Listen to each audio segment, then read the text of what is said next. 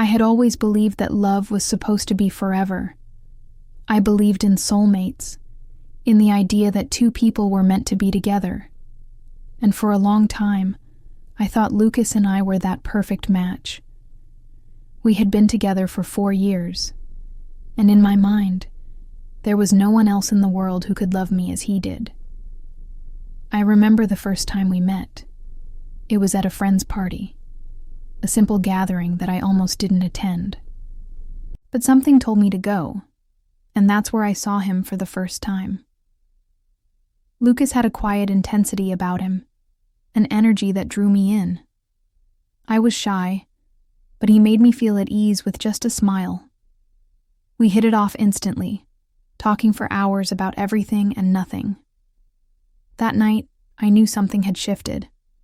I felt like I had met someone who truly understood me.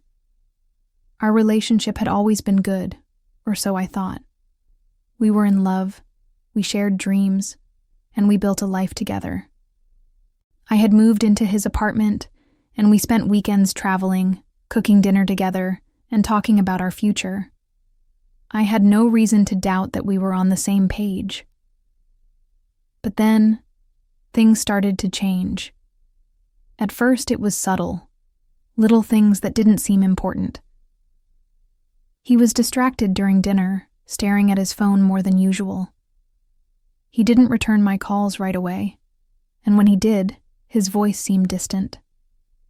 I tried to brush it off, telling myself that everyone has busy periods in their lives, but deep down, I knew something was off. One day, I came home early from work to surprise him with his favorite dinner, only to find him on the couch, holding his phone in his hands. He was smiling, but not at me. He was looking at messages from someone else. I couldn't stop myself from peeking at the screen, and what I saw shattered me.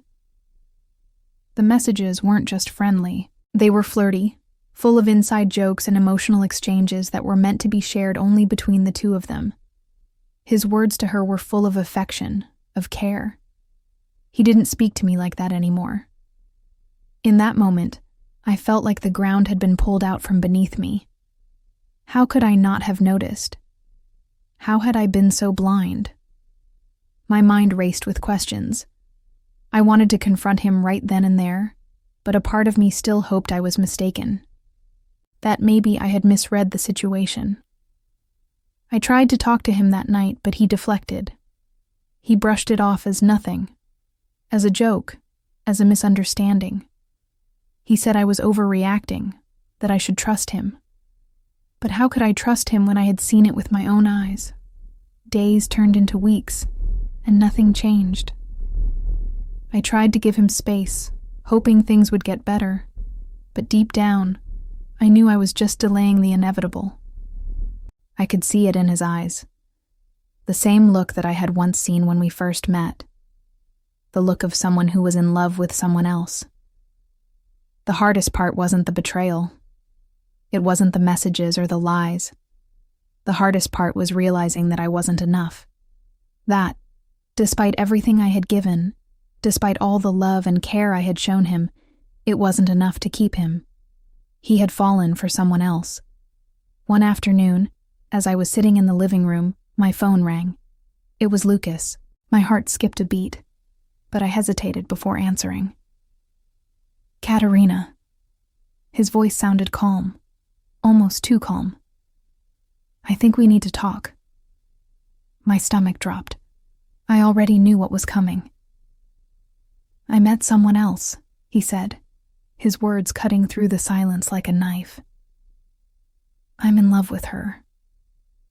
I couldn't speak. I wanted to scream, to cry, to beg him to take it back, but I didn't. I stayed silent, my world shattering with every word he said. I never wanted to hurt you, he continued. But I don't think I can be with you anymore. And just like that, it was over. He left that afternoon, and I was left alone with nothing but the echoes of his words. I didn't know how to breathe without him. I didn't know how to exist in a world where he wasn't by my side. The days that followed were a blur. I couldn't sleep. I couldn't eat. I couldn't stop thinking about him, about Sophia, the woman he had chosen over me. Why her? What did she have that I didn't? What was wrong with me? I spent hours staring out of the window, letting the tears fall freely. I didn't want to cry, but I couldn't stop. It felt like my heart was being torn apart every time I thought of him, every time I thought of what we had lost. But one night, after days of crying and wallowing in self-pity, something inside me shifted. I couldn't keep doing this. I couldn't keep waiting for him to come back. He had made his choice, and it wasn't me. I had to accept that, no matter how much it hurt. I spent the next few weeks trying to pull myself together. It wasn't easy, but I forced myself to get out of bed, to get dressed, to go to work. Every day felt like a battle, but I fought it. Slowly, I started to find pieces of myself again. I wasn't just Katerina, the woman who had been left behind.